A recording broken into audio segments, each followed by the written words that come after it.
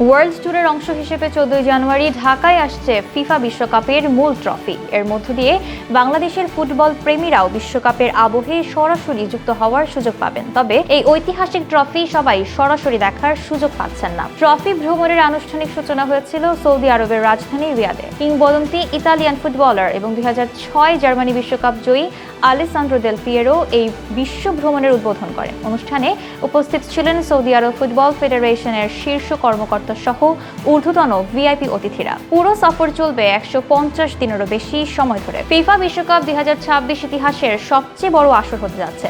প্রথমবার 3টা দেশ যুক্তরাষ্ট্র, কানাডা এবং মেক্সিকো যৌথভাবে বিশ্বকাপ আয়োজন করবে। এবারে 48টি দল অংশ নেবে এবং অনুষ্ঠিত হবে রেকর্ড সংখ্যক 104টি ম্যাচ। ফিফার চিফ বিজনেস অফিসার রমি গাই বলেন, ফিফা বিশ্বকাপ ট্রফি খেলাধুলার জগতের সর্বোচ্চ সম্মানের প্রতীক। কোকা-কোলার সঙ্গে আমাদের দীর্ঘদিনের অংশীদারিত্ব বিশ্বজুড়ে ফুটবল প্রেমীদের বিশ্বকাপের উত্তেজনার সঙ্গে যুক্ত করে রেখেছে।